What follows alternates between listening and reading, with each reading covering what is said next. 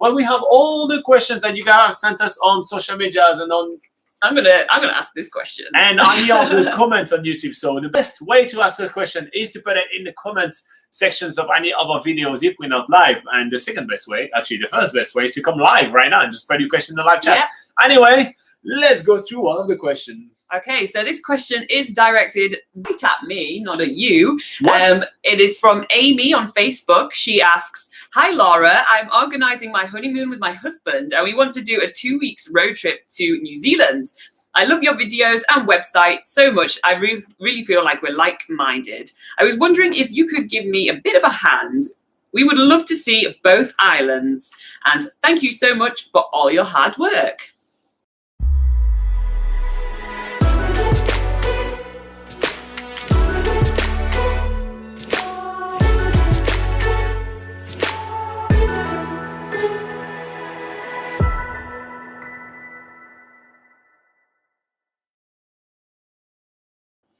Okay, so 2 weeks on a honeymoon in New Zealand, wanting to see both islands, which actually, usually we would recommend that seeing both islands in 2 weeks is really quite a hectic trip.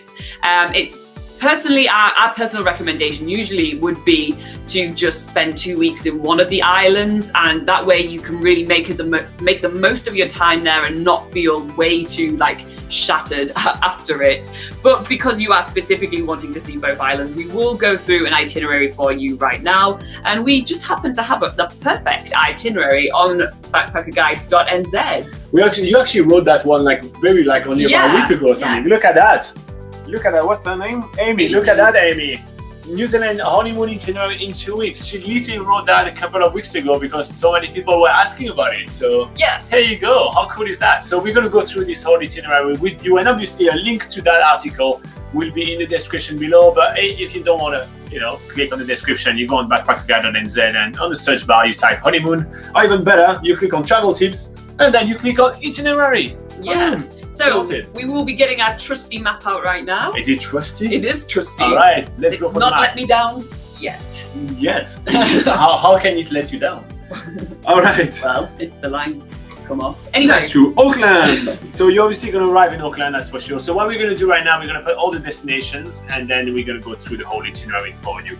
Hey, Rotorua, Taupo and Tongariro at the same time, but let's just put Taupo. All in the same place, yeah. Wellington. Yeah. Motueka. So we're going to leave that for Abel, Tasman as well. Kaikoura. Kaikoura's over here. Lake Tekapo. Oraki Moncook. Queenstown. Put a Milford Sound. There you go. Sweet. All right, so the reason we put only those things or all those things on the map is just because we feel that there are some of the most romantic things to do in New Zealand, and we go over why and what they are, and basically the best honeymoon itinerary ever for New Zealand. All right, so we're starting right here in Auckland City. So the reason why we start here in Auckland City is because most of the flights arrive in Auckland. Also, usually some of the cheapest flights in Auckland. And if you do want to do a couple of things when you arrive there on your first day, if you do have some time, so on the second day before heading off, you could head to Waiheke Island, which is kind of the mecca of Auckland, where you can sip on some awesome wines in absolutely gorgeous vineyards. You take a ferry off Auckland Harbour and you go on this island, which is really just off the shore of Auckland. It's really not too long and it's really cool to do. Another romantic thing to do is to head up the Sky Tower. There is something called the Orbit Restaurant, which from the top of there, the restaurant actually kind of moves around and you can see everywhere around, and it's it's one of the most romantic restaurants in the country. You can see all the Auckland skyline. You can see the beautiful Hauraki Gulf, which has plenty of islands just off the shore of Auckland. It's really awesome to do.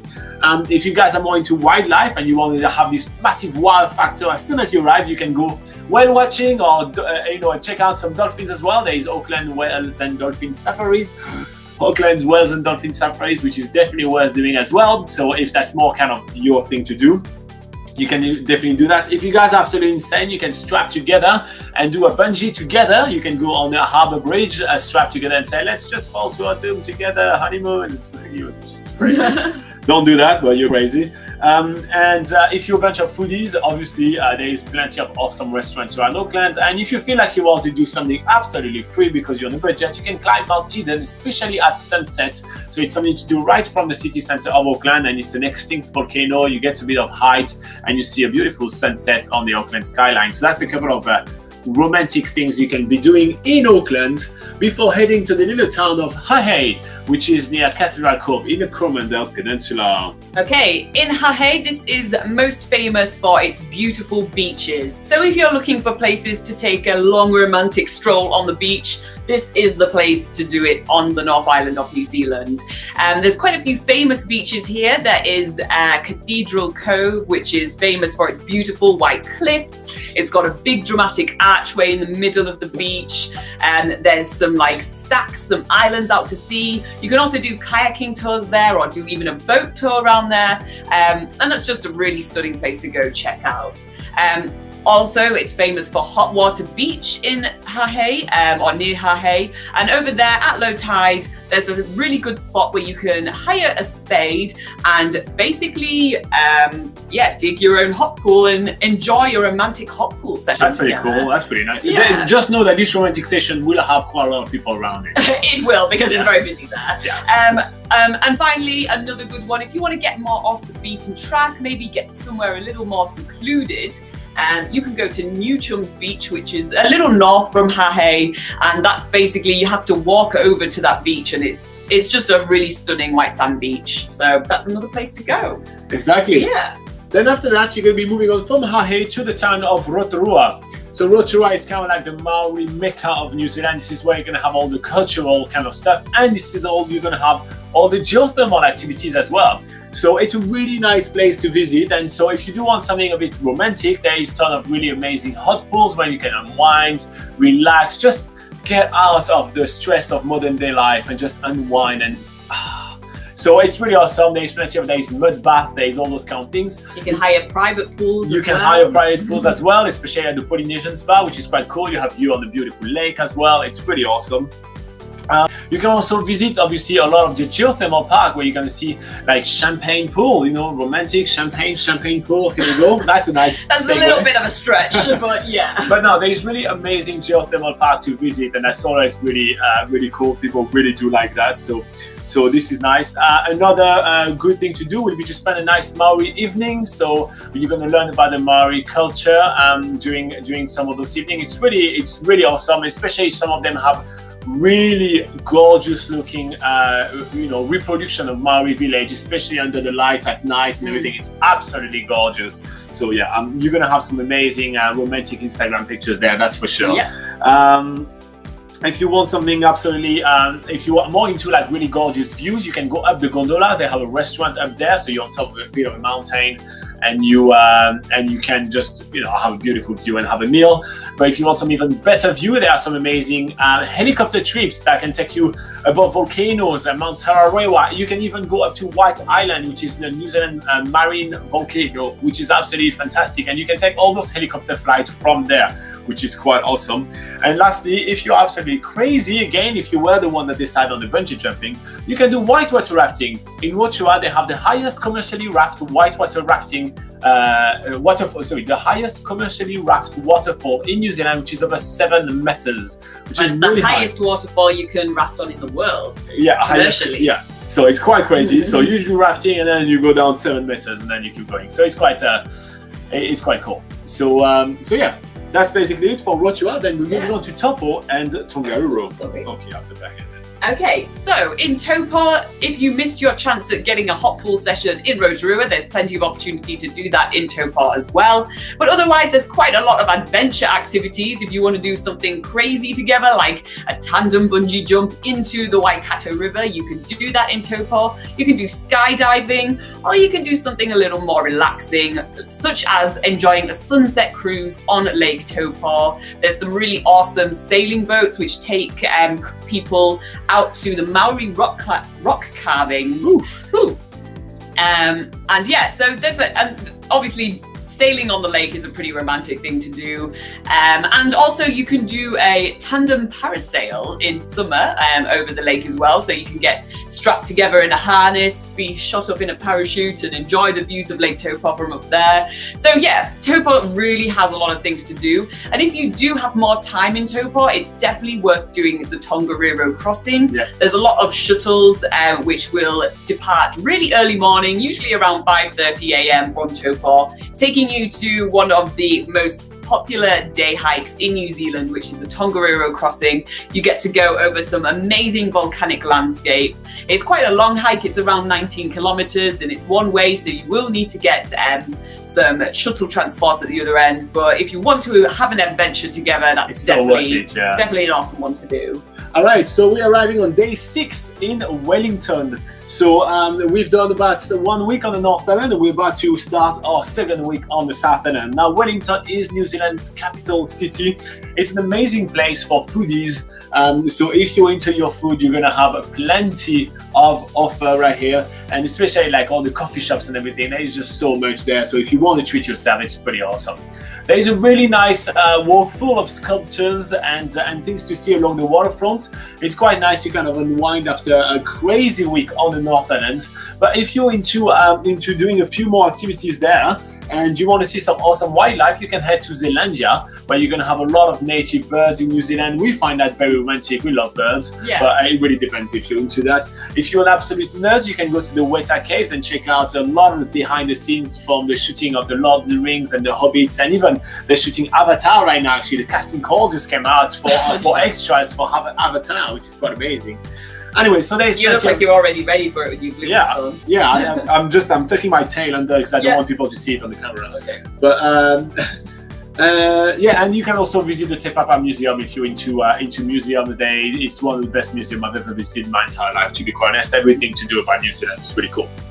Now, if you time it properly and you take yourself and you get yourself the cruise, you can get the cruise at sunset or on sunrise, and you can actually have some amazing views of the beautiful Marlborough Sound. So time your cruise correctly and you actually make that one of the most romantic cruises you're going to be doing in the country, because oh my god, the Marlborough Sound can look fantastic under the right light. Yeah. To be fair, even not under the right light looks fantastic, but it can be even more amazing. And you're finally on the South Island of New Zealand. You quickly land in Picton and you're making your way toward Motueka, which is the doorway to the beautiful Tasman National Park. Okay, so this is the best place on the South Island to find amazing beaches. There's some really beautiful golden sand beaches in the Abel Tasman National Park, backed by beautiful green forest, and it's most famous here for its great walk, the Abel Tasman Coastal Track. But if you base yourself in Motueka, which is just outside of the national park, there's a lot of boat trips that go into Abel Tasman National Park for you to enjoy in a day or a couple of days.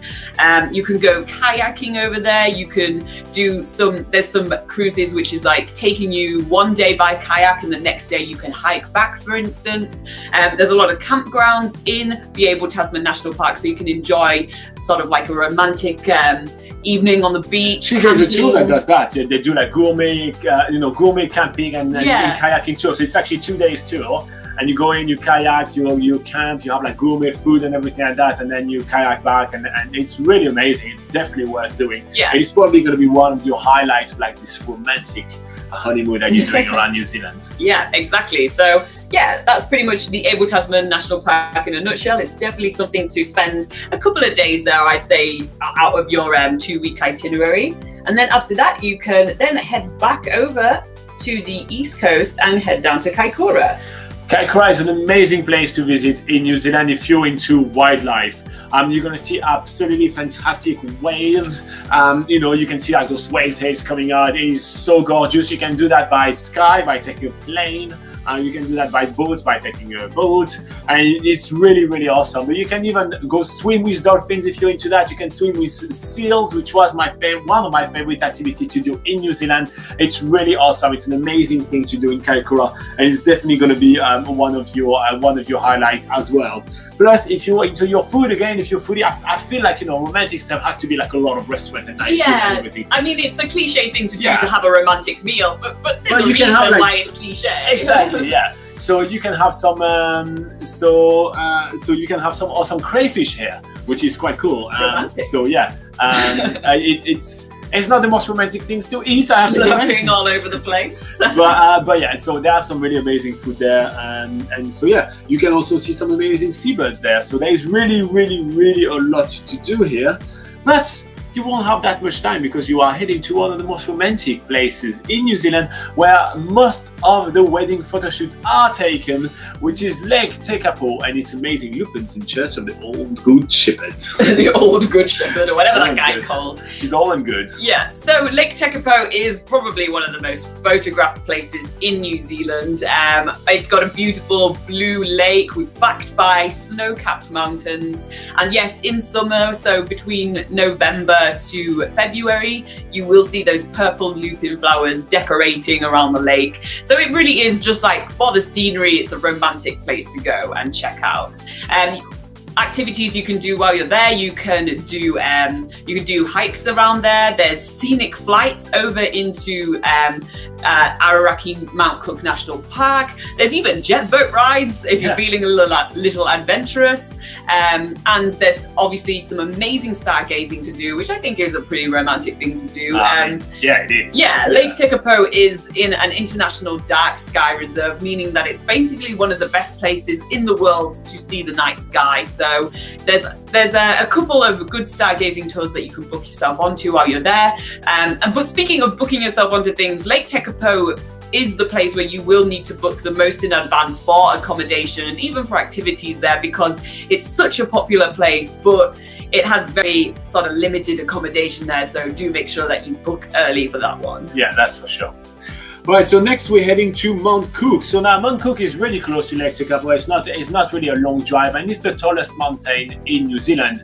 There is some really awesome things to do here, some really beautiful hikes to do, and that will take you about just a day. But if you do want to do some other activities, you can actually head into a plane and do a beautiful scenic flight around the Southern Alps, which is gorgeous, like snow-capped mountain. It's so stunning.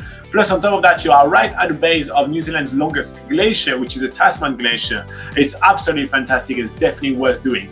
If you really want to do to walk on the glacier, you notice that we didn't get you to go to the glacier country where you can do glacier hike, but it's a highlight of things to do in New Zealand. Well, in Mount Cook, you actually can do heli hike on the Tasman Glacier, which is New Zealand's longest glacier. It's one of the least busy glacier in the country. It's really awesome to do, and so if you do want to actually hike on top of the glacier, definitely you should do that there. So that's our opinion on Mount Cook. Definitely, absolutely worth doing. Yeah. And then you're gonna head to Queenstown.